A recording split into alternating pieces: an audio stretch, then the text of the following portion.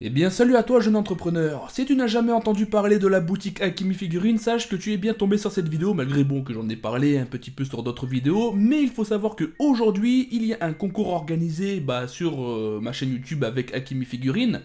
et donc tout simplement pour participer il vous suffit de vous abonner à mon compte Instagram directement afin de pouvoir tenter de gagner une figurine de la boutique Akimi Figurines. D'ailleurs pour vous présenter un petit peu les figurines, il faut savoir qu'ils proposent non pas que du Dragon Ball, mais sur beaucoup et beaucoup de thèmes, beaucoup d'œuvres de manga. Donc pour vous montrer, on va dire, une rapide présentation, Bleach, on a Demon Slayer, Dr. Stone, Dragon Ball, Fairy Tail, Jujutsu Kaisen, Attaque des Titans, My Hero Academia, Naruto, One Piece, etc. Bref, il y en a vraiment pour tous les goûts. Comme vous pouvez le voir ici, ça reste quand même des figurines. Bon, déjà vous pouvez en gagner une, mais au cas où, et je trouverais ça intéressant aussi, c'est d'analyser un petit peu les prix, car après avoir fait une étude de marché, on constate clairement que Akimi Figurines, contrairement à certaines boutiques, n'est pas forcément très cher, et en plus de ça, ça reste des produits d'une excellente qualité, comme je vais vous l'afficher à l'écran actuellement. Voilà. Après avoir eu la figurine de Bardock en cadeau suite au What If qui a dépassé les 100 000 vues, aujourd'hui il a plus de 185 000, eh bien c'était un excellent cadeau et quand je l'ai reçu j'ai été surpris par la qualité du produit, donc de la figurine. Donc bien sûr qui sont les figurines qui sont sous licence officielle, donc ça reste quand même des produits d'une excellente qualité. Pour en revenir également au site, il a quand même une magnifique présentation, donc One Piece, Dragon Ball, Naruto, ça va de tous les mangas du moment qui sont plutôt bien connus. Moi pour ma part personnellement je connais surtout Dragon Ball, mais on a une présentation on va dire générale sur le site, sur la boutique, qui pourra très certainement vous faire trouver votre bonheur. Enfin voilà, c'était histoire de faire une petite parenthèse. Je suis partenaire avec Akemi Figurines, ce sera avec plaisir, et en tout cas c'est avec plaisir que j'ai accepté d'organiser ce concours avec eux. Notamment voilà, si vous voulez gagner une figurine, n'hésitez pas à aller vous abonner directement sur mon compte Instagram. Puis bon, maintenant je vais vous laisser tranquille, il est temps de passer à la vidéo.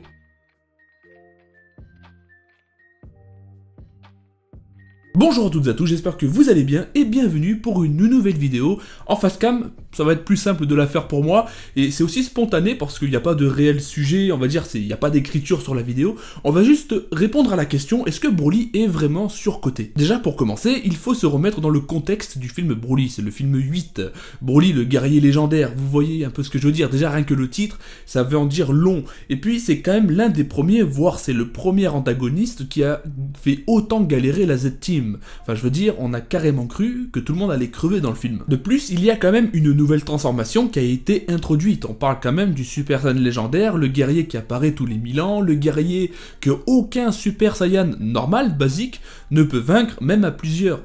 Que ce soit Piccolo Kami, Sangoku Super Saiyan après la salle de l'esprit et du temps, car la chronologie, on va y venir, ça vient bien après. Mais je veux dire déjà en termes de combat, en termes d'introduction du personnage,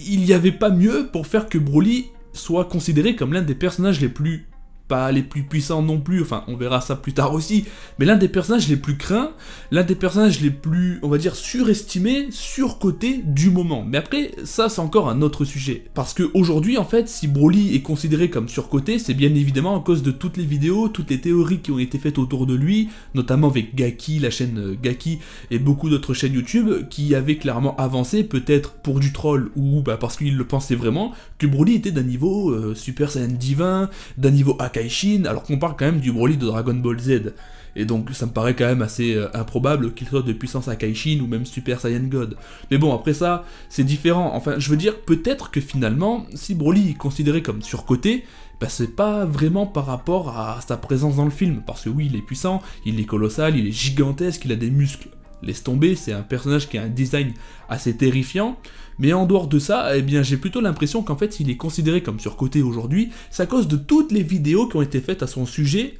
avançant il était tout simplement aussi fort que Beerus, qu'un Super Saiyan God, un Super Saiyan Blue, et j'en passe. Alors que non, au final, si on analyse bien, et encore bon, il y a moi, il y a Baemon, il y a beaucoup d'autres youtubeurs qui ont traité la puissance de Broly sans aller au-delà du Super Saiyan 2, voire le Super Saiyan 3 au grand maximum, moi perso, je ne pense pas que Broly soit véritablement plus fort qu'un Super Saiyan 3. Et déjà là, c'est visé haut. Avec du recul, je me dis, ouais, on vise super haut, mais il s'agit quand même de Broly. Moi, je ne pour moi, je ne le surestime pas, je suis pas en train de le surcoter non plus, mais je pense que Broly, bah, il est quand même, c'est un personnage qui a été introduit, qui a été créé quand même pour causer la terreur, et ça a été dit, même lors d'une interview, eh bien il a été dit que Broly ne pouvait pas être vaincu avec des manières orthodoxes, et que Sangoku devait en fait aller au-delà de ses méthodes habituelles, et ça a été prouvé quand même, parce que bon, quand on regarde tout au long du combat, il s'est fait démonter. Sangoku, que ce soit Sangoku, Mirai Trunks, Vegeta, Piccolo, Kami, ou même Sangohan qui se transforme en Super Saiyan. Donc pour en revenir à la chronologie, oui, ça se passe pendant les Cell Games. Non, juste avant les Cell Games, mais après l'entraînement, les 21 heures qui sont dans la salle de l'esprit et du temps avec Sangoku et Sangohan, puisqu'il peut se transformer en Super Saiyan, bien c'est en fait, le film 8 peut se placer chronologiquement juste avant les Cell Games. Et donc on a quand même un Sangohan Super Saiyan, on a un Sangoku, Mirai Trunks, Vegeta, tous en Super Saiyan, et un Piccolo Kami qui a la puissance d'un Super Saiyan. Eh bien, comment vous dire ça, ils se font tous rétamer. Alors, vous l'avez vu pour ceux qui ont vu le film, vous avez très clairement vu qu'ils se sont tous fait rétamer sans aucun problème par un Broly qui n'était vraiment pas à fond. Bon, il y a des phrases qui laissent penser que Broly était à fond, dans le genre « Waouh, tu vas finir par crever à la fin », alors que bon, au final, est-ce qu'il était vraiment à fond? Bah non, enfin je pense pas. Après, Broly, ce qui lui manque, c'est vraiment la maîtrise des arts martiaux, parce que bon, il a un ki explosif, il a un ki quasiment infini, et il a fallu un Sangoku avec un boost de courage multiplié par 1000 pour vaincre Broly d'un seul coup. Et le problème aussi, c'est qu'il peut être considéré comme surcoté aussi de par son écriture. En dehors de la puissance, c'est vrai que Broly, c'est juste une brute, il débarque, ouah, machin, voilà, je vais tous vous tabasser, moi, un monstre, je suis un démon. Enfin, tu vois ce que je veux dire, c'est disproportionné par rapport au fait comment on en parle aujourd'hui, c'est un personnage de ouf, alors qu'en vrai il a pas d'écriture, il a pas de dialogue, le gars il sait pas parler quasiment, il a juste un traumatisme, c'est Kakaroto qui pleurait pendant qu'il était bébé. Genre, c'est ça son traumatisme, c'est ça qui fait de lui aujourd'hui, enfin, en dehors de la légende du Super Saiyan légendaire, de sa puissance explosive depuis sa naissance, Broly s'énerve parce que, enfin, il a un traumatisme, et du coup, il en veut à Goku plus qu'à n'importe qui dans l'univers. Enfin, bon, voilà, c'est une écriture, c'est un scénario, c'est une idée comme une autre, mais je veux dire, c'est vrai que là-dessus, on peut dire qu'il est surcoté au niveau de son écriture. On peut pas dire que c'est un personnage qui mériterait d'avoir un arc tout à lui, alors que le gars, il peut pas caler 3 mots, quasiment, tu vois, bon, il sait parler, j'abuse, voilà, je grossis les choses, mais moi-même, dans une tier list que j'ai fait récemment, j'avais dit que ce serait sympa que Broly mérite, que Broly ait un arc, une saga qui lui soit consacrée. Mais en fait, avec du recul, je me dis que bon, pour qu'il ait un arc à lui, il aurait fallu développer un petit peu son personnage, sa conscience, son histoire, tout ci, tout ça. Et bon, bah avec du recul, au final, peut-être que là, le Broly que l'on connaît actuellement, non, ne mérite pas sa saga. Sauf si, bien sûr, bah l'écriture du personnage est refaite. Par contre, au niveau de la puissance, pour avoir fait des analyses, pour avoir fait des vidéos, des duels fictifs, la vraie puissance de patati patata, pour moi non, Broly n'est vraiment pas surcoté. Alors peut-être pour ceux qui ont découvert la puissance de Broly avec Gaki, ouais, ok, là on peut dire qu'il est surcoté si vraiment il y en a qui pensent qu'il est aussi fort qu'un Super Saiyan divin ou un Super Saiyan Blue. Mais c'est pas le cas. Broly, dans le film 8, il est peut-être de puissance Super Saiyan 2. D'ailleurs, pour moi, c'est clairement pour ça que Sangohan Super Saiyan 2 a vu le jour. C'est grâce à la transformation de Broly, le Super Saiyan légendaire. Et puis, pour la suite, après pour le film 10, parce que Broly revient dans le film 10, et d'ailleurs, je pense que c'est également pour ça qu'il est considéré comme surcoté, c'est ses retours...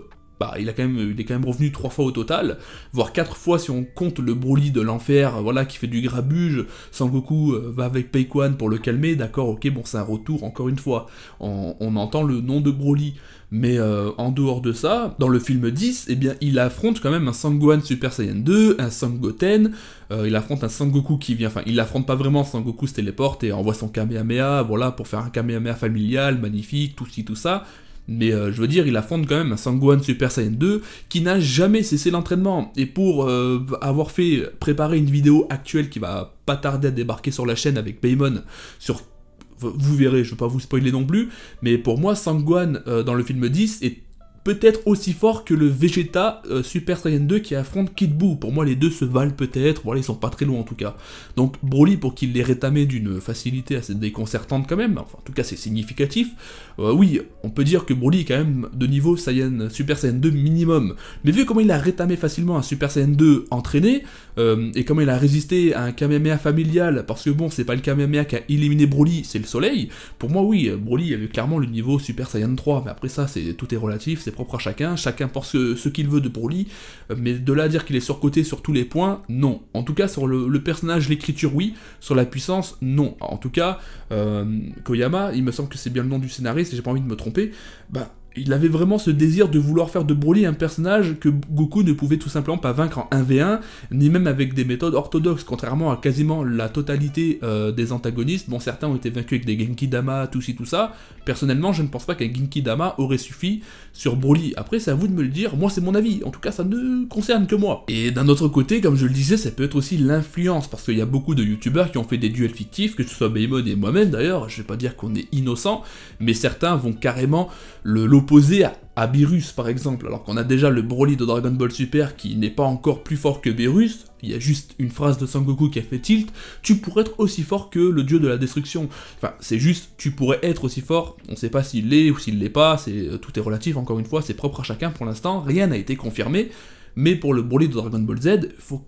pas non plus aller trop loin. Moi, en tout cas, je l'ai peut-être estimé, j'ai fait un duel fictif par rapport à Super Perfect Cell et à Gohan, il me semble, Super Saiyan 2, le Gohan de la saga Cell. Je suis pas non plus allé jusqu'à Kid Buu, je suis pas allé jusqu'à Majin Buu, Sangoku Super Saiyan 3 ou Vegeto ou Gogeta. Pourtant, je pourrais me servir de certains openings de jeux vidéo, comme on voit par exemple Broly qui affronte Gogeta, mais ça ne veut rien dire non plus, c'est pas explicite en fait, tout est relatif encore une fois. C'est des messages peut-être cachés, j'en sais rien, mais je ne préfère pas non plus jouer sur ça pour faire une vidéo et affirmer que Broly pourrait tenir tête à Gogeta, même si ça reste un beau clin d'œil au film Dragon Ball Super Broly en 2018, parce qu'on a un Gogeta Super Saiyan Blue contre un Broly Berserker. C'est quand même un beau clin d'œil, mais je ne vais pas me servir de ça, parce que déjà ça ne concerne pas le même Broly, on est sur du Dragon Ball Super, et le Broly de Dragon Ball Z, c'est différent, enfin, comment dire, je pourrais pas vous parler en termes de feat, de axe, tout ça, parce que bon, je suis pas dans ce délire-là, mais à comparer les deux, Broly de Dragon Ball Z inspire quand même plus de terreur que le Broly de Dragon Ball Super. Enfin, on est sur deux sortes de Broly, deux versions différentes. Bon, encore une fois, moi je préfère celui de Dragon Ball Super parce qu'au moins il y a une écriture, mais celui de Dragon Ball Z, moi quand je l'ai découvert la première fois, j'ai été choqué, je me suis dit, waouh, comment ça, il peut pas se faire battre en 1v1 par un Goku entraîné? Bon, à l'époque, on n'était pas dans le délire, ouais, chronologiquement parlant, je pourrais le placer là ou là, c'est juste en tant que youtubeur, pour faire des vidéos, je m'amuse à placer chronologiquement les films, mais après, bon, c'est pas tout le monde qui est dans ce délire-là, mais pour moi, oui, effectivement, Broly est plus fort que certains personnages de la série, on va dire de la trame originale, ok,